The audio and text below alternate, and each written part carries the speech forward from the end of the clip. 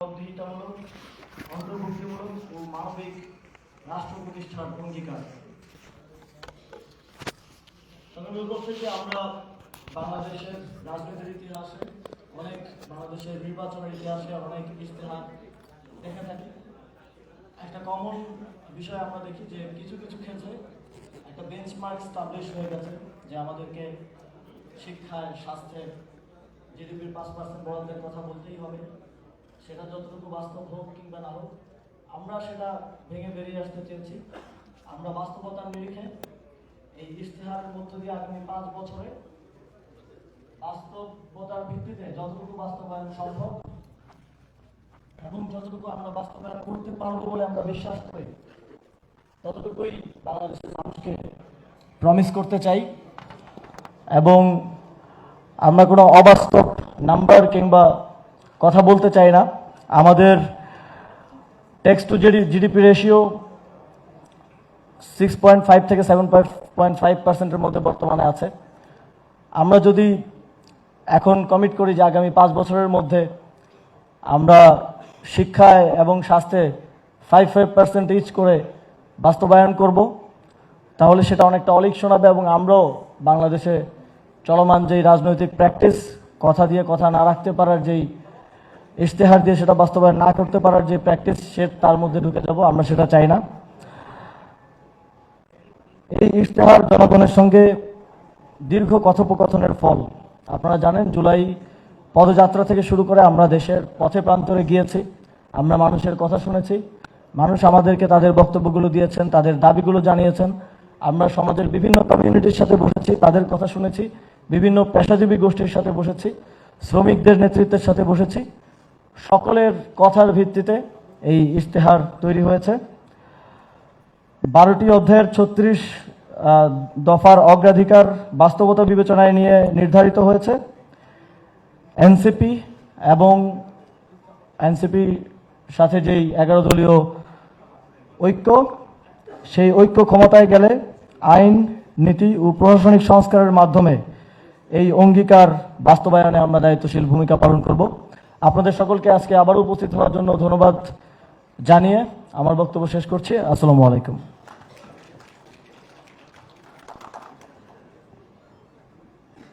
Thank you জনাব আসিফ মাহমুদ সজীব ভূঁইয়া আপনার কন্ট্রিবিউশনের জন্য।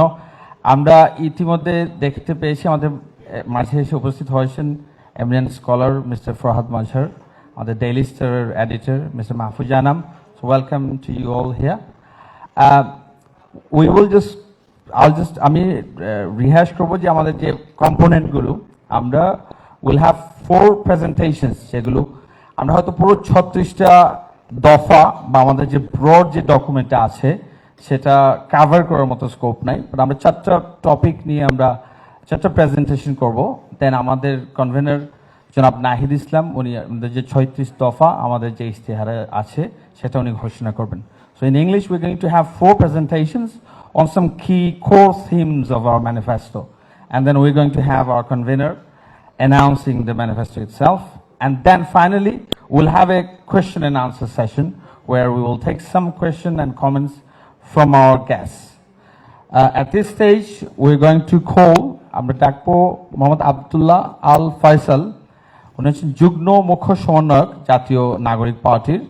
উনি অর্থনীতির ব্যাপারটা নিয়ে আমাদের ইশতেহার গঠনের ব্যাপারে কাজ করেছেন। So I am going to call Abdullah Al Faisal to come on stage please.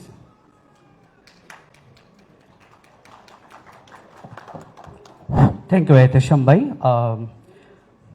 সম্মানিত অতিথিবৃন্দ, ফরেন ডেলিগেটস, প্রিয় সাংবাদিক ভাই ও বোনেরা, এমন আমার দেশের সচেতন নাগরিকগণ, আসসালামু আলাইকুম। 1971 সালে বাংলাদেশের স্বাধীনতা এসেছিল একটি স্বপ্ন নিয়ে, একটি শোষণমুক্ত রাষ্ট্র, ন্যায্য অর্থনীতি ও মর্যাদাপূর্ণ নাগরিক অধিকার। কিন্তু গত 54 বছর সময়ে আমরা এরকম একটি অর্থনীতি দেখেছি যেখানে অলিগার্কদের সবসময় একটা বড় ভূমিকা ছিল। আমরা যদি দেখি, আমাদের ক্ষমতা কোনো সময় নাগরিকের হাতে ছিল না, ছিল কিছু গোষ্ঠীর কাছে। আপনি যেই কোনো রেজিমকে যদি দেখেন বা এটাকে ডাইসেক্ট করেন, দেখবেন ওই রেজিমগুলোতে 4-5টা বড় অলিগার্ক এসেছে এবং এই অলিগার্করাই কিন্তু আমাদের দেশকে চালিয়েছে। সো আমরা যেটা দেখেছি গত 54 বছরে, স্পেশালি গত দশকে আমরা যেটা দেখেছি যে ব্যাংকিং সেক্টরে গভর্নমেন্টের কাছ থেকেই লুটপাট হয়েছে এবং গভর্নমেন্টের সাপোর্টে লুটপাট হয়েছে। আপনারা দেখেছেন বিদ্যুৎ খাতে বছরে 18,000 কোটি টাকা লুটপাট হয়েছে। আমাদের টেলিকমিউনিকেশন সেক্টরেও কিন্তু অনেক লুটপাট হয়েছে। পৃথিবীতে আমাদের মতো এত হাই নন পারফর্মিং লোন কোন দেশে আছে আই ডোন্ট নো, বা পৃথিবীর কোনো দেশে কিন্তু নাই। সো এইরকম একটা বাস্তবতায় আমাদের একটা ইকোনমিক ম্যানিফেস্টো করতে হবে। সো আমরা মেইনলি যেই জিনিসগুলো দেখেছি যে নেক্সট গভর্নমেন্টের জন্য it's not working.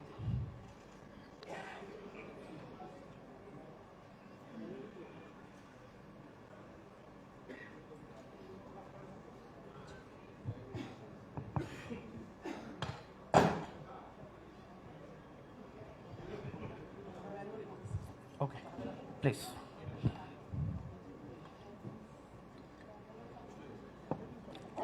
Can you take it, please? So basically আমরা নেক্সট গভর্নমেন্টের জন্য চারটা বড় ধরনের প্রবলেম আইডেন্টিফাই করেছি ইকোনমিতে। নাম্বার 1 হচ্ছে আমাদের ট্যাক্স টু জিডিপি বা কর টু দেশীয় উৎপাদন। এর বাইরে আমরা দেখেছি যে আমাদের ব্যাংকিং সেক্টরে একটা বড় ধরনের ক্রাইসিস আছে, আমাদের 35% প্লাস নন পারফর্মিং লোন। আমাদের পুঁজিবাজার খুবই দুর্বল। আমাদের এখানে বড় একটা ক্লাস আছে আনএমপ্লয়েড। এবং আমরা যদি দেখি যে আমাদের এখানে আপনার আমি একটু জাস্ট স্লাইডটা কি ওকে আছে প্লিজ?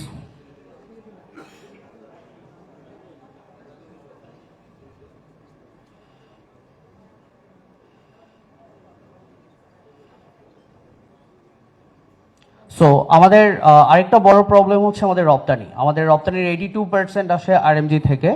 সো এই যে এক্সপোর্ট কনসেন্ট্রেশন, এইটা আমাদের জন্য একটা বড় চ্যালেঞ্জ হবে নেক্সট গভর্নমেন্টের জন্য। এবং আমাদের foreign direct investment only 3.34% of GDP, এইটাও কিন্তু একটা বড় প্রবলেম। এবং দেশীয় ব্যবসায়ীরাও যে ইনভেস্ট করবে এরকম কোনো বড় ধরনের কোনো আমরা অবস্থা দেখছি না, বা ওই রকম ইনভেস্টমেন্ট অপরচুনিটি এখন দেখছি না। এই বাস্তবতায় আমরা কি করতে চাই? সো আমরা প্রথমেই বলি যে আমাদের যেটা বলছিলাম যে আমাদের কর টু জিডিপি এখন হচ্ছে মাত্র 6.56%। তারপর আমাদের রপ্তানি 82% আসে হচ্ছে আরএমজি থেকে।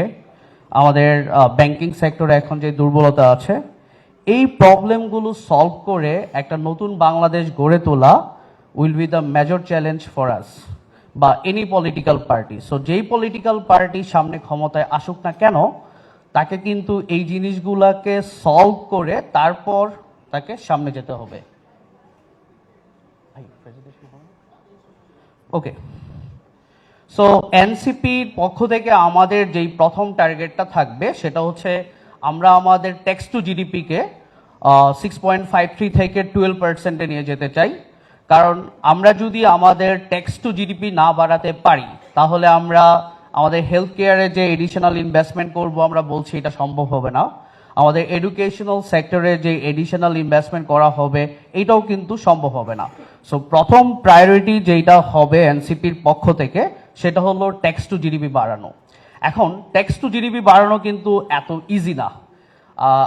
অ্যাজ পার বিবিএস আমাদের দেশে 6,90,00,000 মানুষ এমপ্লয়েড, মানে তারা কর্মক্ষম বা কর্মজীবী। এর মধ্যে এই বছর জানুয়ারি পর্যন্ত মাত্র 40 লাখ মানুষ ট্যাক্স সাবমিট করেছে। So it's a very unfortunate যে আপনার 6,90,00,000 মানুষ যদি এমপ্লয়েড হয়, এর মধ্যে মাত্র 40 লাখ মানুষ হচ্ছে আপনার ট্যাক্স সাবমিট করছে। তাহলে এত বড় একটা অংশ যদি ট্যাক্স সাবমিট না করে, তাহলে আমরা ট্যাক্স টু জিডিপি বাড়াতে পারবো না। তাহলে কি করতে হবে? ওদেরকে আইদার ইনসেন্টিভ দিতে হবে, অথবা তাদেরকে কি করতে হবে? আপনাকে ডিমোটিভেট করতে হবে যে you can not take this, like তুমি ব্যাংকিং সেবা নিতে পারবা না, তুমি ইউটিলিটি নিতে পারবা না। সো এখানে দুইটা অপশন, একটা হলো আপনাকে পজিটিভ কিছু দিতে হবে, অথবা আপনাকে নেগেটিভ কিছু করতে হবে। এনসিপির পক্ষ থেকে আমরা যে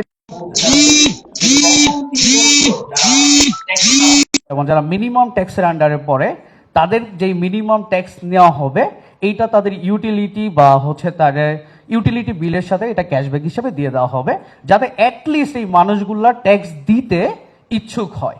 সো এইটা হলো আমাদের প্রথম কাজ। আমরা এনসিপির পক্ষ থেকে চাই সামনের 5 বছরে এই 40 লাখ মানুষ থেকে যাতে অ্যাটলিস্ট 2.5 কোটি মানুষে আমরা নিয়ে যেতে পারি, তাহলে বাংলাদেশে আমরা 30,000 কোটি টাকা এডিশনাল ট্যাক্স কালেক্ট করতে পারবো, জাস্ট মানুষকে আমরা যদি ইউজ টু করতে পারি। সো এইটা হলো আমাদের প্রথম প্রায়োরিটি। এবং আমরা কিন্তু মানুষের ওপর অযাচিত কোনো কর দিতে চাই না। সো আমাদের একটা পয়েন্ট হলো যে যাদের ইনকাম মাসে 35,000 টাকা বা এর নিচে, তাদেরকে আমরা জিরো ট্যাক্সে রাখবো। যাদের ইনকাম 70,000 নিচে, যাদেরকে আমরা নিম্ন মধ্যবিত্তে বলেই এখন বলতে পারি যদি ইনফ্লেশন অ্যাডজাস্টমেন্ট করি বা ডলার অ্যাডজাস্টমেন্ট করি, তাদের জন্য আমরা মিনিমাম ট্যাক্স রাখার ট্রাই করব। এবং আপ টু 1 লাখ টাকা পর্যন্ত ট্যাক্স রেট, ইফেক্টিভ ট্যাক্স রেটটা কম হবে, এইভাবে স্ল্যাবটা আমরা ডিজাইন করব। আমাদের ডিটেল যেই প্রেজেন্টেশন মানে আপনার ম্যানিফেস্টোটা আছে ওইখানে আমাদের এগুলো ক্যালকুলেশন করে দেখানো আছে। এবং 1 লাখ টাকার উপরে যাদের ইনকাম হবে মান্থলি, তাদের জন্য আস্তে আস্তে হচ্ছে আপনার ট্যাক্সটা বাড়বে।